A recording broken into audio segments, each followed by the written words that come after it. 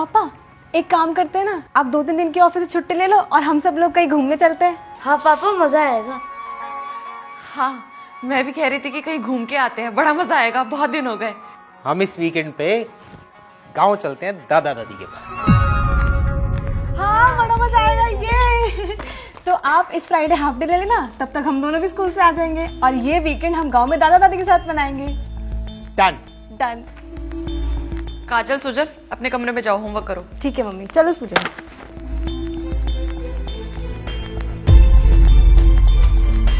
आप भी हाथ मुंह धो लीजिए, मैं खाना लगा देती हूँ। 1 मिनट, क्या हुआ? होना क्या है, कुछ नहीं हुआ।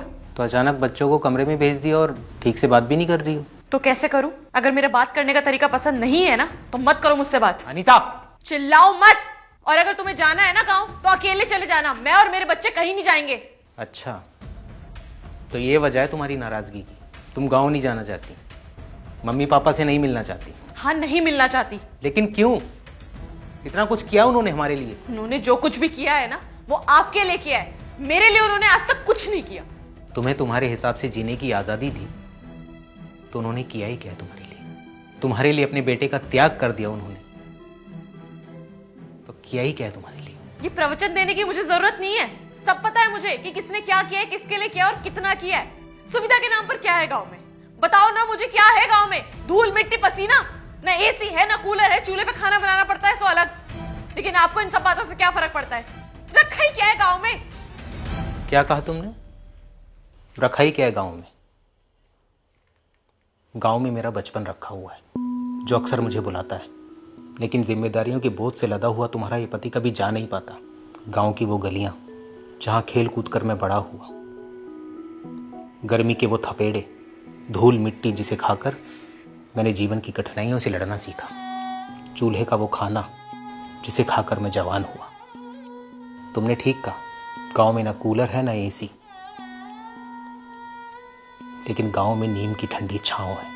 भले ही गांव में कोई सुविधा ना हो, लेकिन शहर जैसी कोई दुविधा नहीं है। और सबसे बड़ी बात, गांव में मेरे माता पिता हैं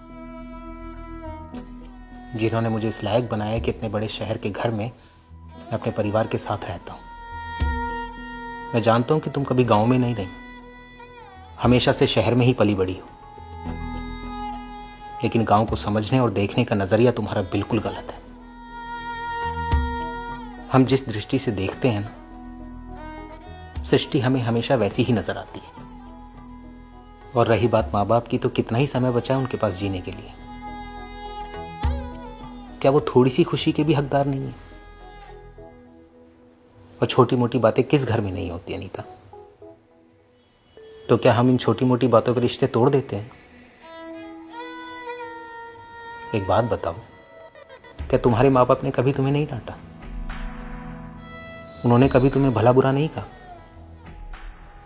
तो क्या तुमने रिश्ता तोड़ दिया? और एक बात बोलूं अनीता, जिस दिन तुम खुद को उनकी बेटी मान लोगी ना, उस दिन वो तुम्हें तुम्हारे माँ बाप लगने लगेंगे। मैं इस वीकेंड बच्चों को लेकर गांव जाऊंगा। मैं नहीं चाहता कि वो उस अनुभव से वंचित रह जाएं जिस अनुभव से तुम वंचित हो।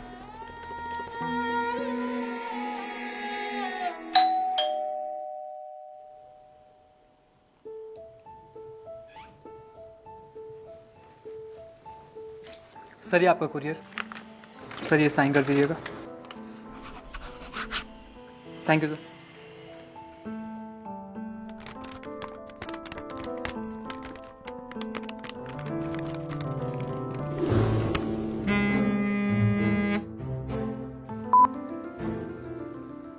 हेलो।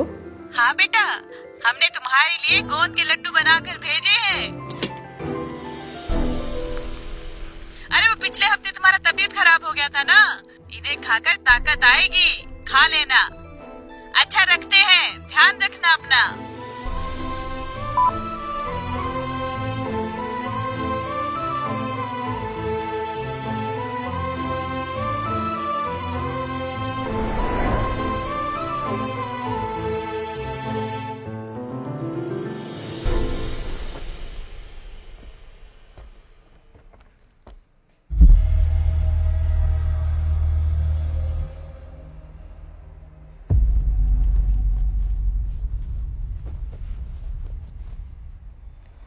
हम गांव के लिए कब निकल रहे हैं?